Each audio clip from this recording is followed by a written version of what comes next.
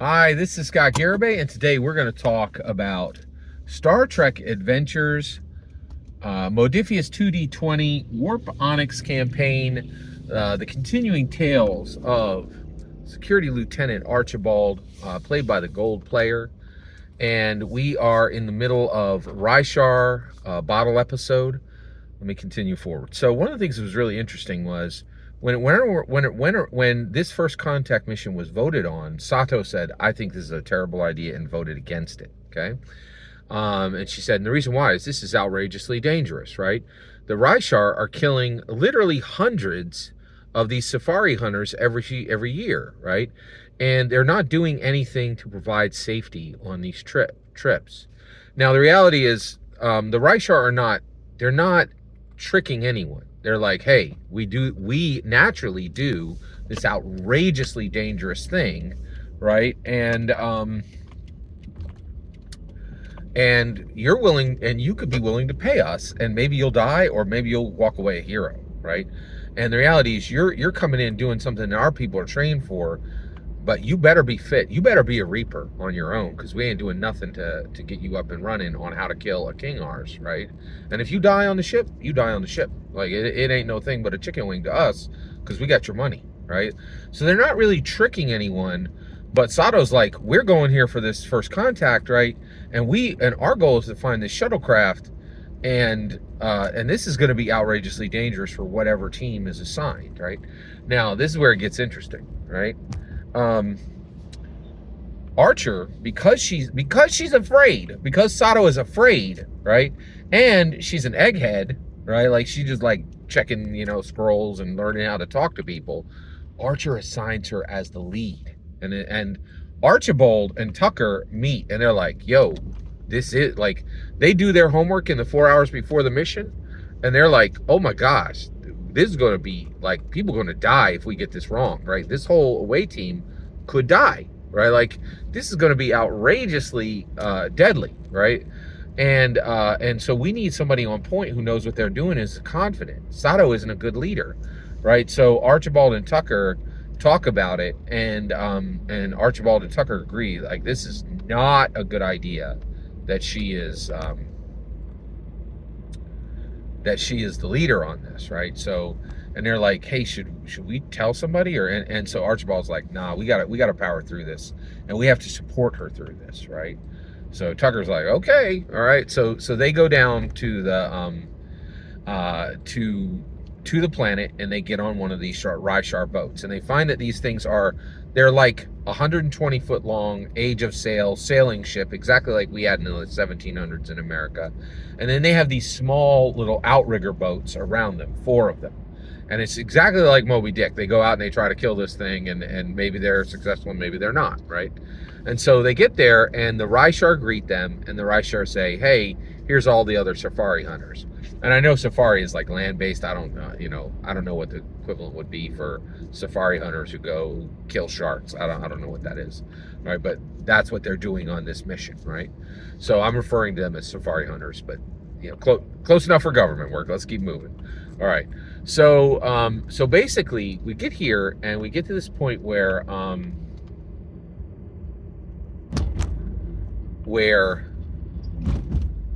they go down to the planet, and their disguises work, and they get into position, and then it really literally becomes about hunting this thing. So they're on the ship for 24 hours. They are given 24 hours of training, and that 24 hours happens while they literally just find the King ours, right? And they get to know the other fellow safari hunters, right? And those are Klingons, Ferengi, and Vulcan. Okay, so they crew up with the they crew up in their own boat. So there's a real Cardassian boat, there's the fake Cardassian, which is the Starfleet away team, just those 4. There's the Klingon boat, and then there's the Ferengi boat. Okay, so these four boats go out, and they finally find the King ours, and then we go into it, right? And it's so immediately the King ours actually goes first, because it's the most dangerous predator in the water, And I actually rolled a 1d4 of like which boat is it going to attack first, right? So it attacked the Klingon boat, shattered it right in half, and killed 3 of the Klingons in the first round. First round, right? Like, so this thing's wicked deadly, right? Next, the Ferengi actually go up to start, attacking it, and they try to put these harpoons. Oh, and by the way, the only way to kill a King Ars is it has 5 hearts. You have to get a harpoon and actually puncture one of its hearts 4 feet deep beyond its carapace, right? Actually, not carapace, beyond its like outer skin, right? And so, and they've studied it, they know where. So the Ferengi throw like 2 harpoons and miss, right? And then the Cardassians, they actually jump out of the ship and begin to swim toward the creature because it's easier to puncture them in the right place to get the heart.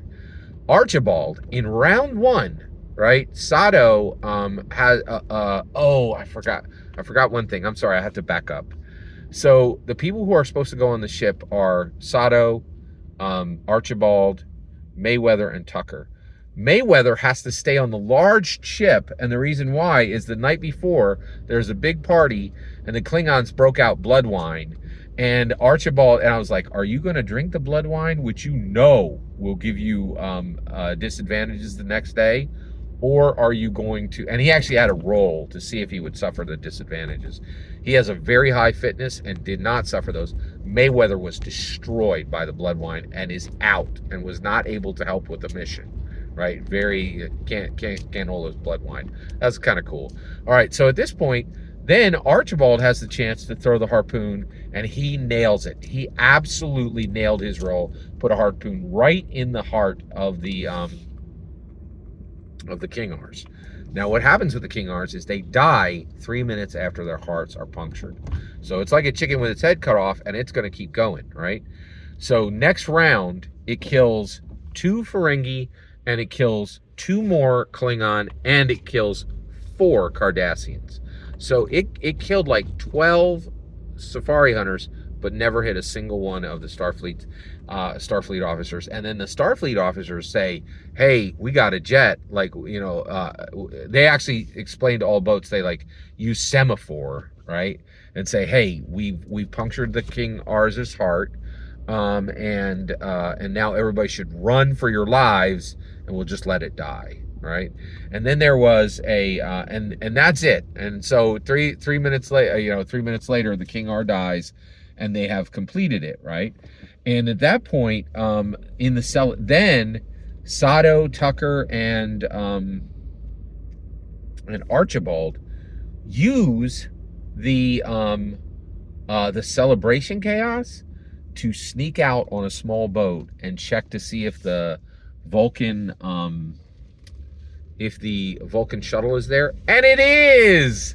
Now, one of the things I did was I really love telling a story I don't know the end to, so I actually did an open perchance roll. I was like 90% is that logistics crewman Elvor was right, but I'm going to make this roll in front of you, and if it comes up 91 through 00, it's not the, and so it was the shuttle, and crew and logistics crewman Elvor becomes a hero, and Sato is excited because they've had first contact, and then actually they don't remove it. What they do is they're actually going to send a secret Starfleet mission, right?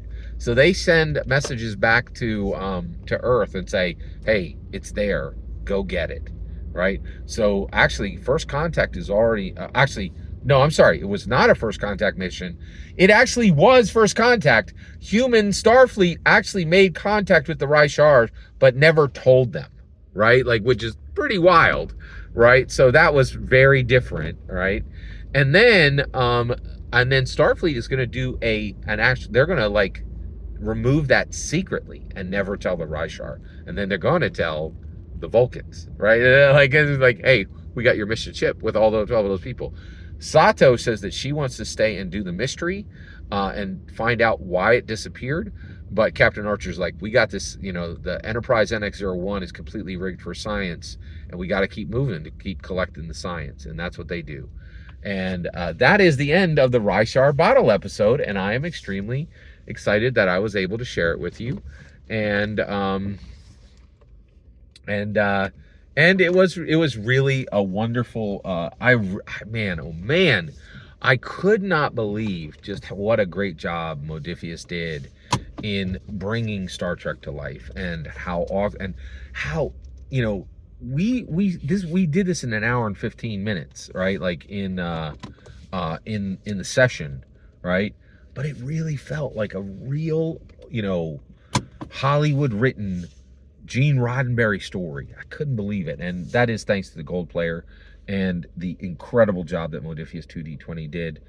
Every single word you just heard is my humble opinion. The important part is when I get to hear your humble opinion, when you get in the comments and send your traffic. Please consider liking and subscribing, and have a fetch millennium.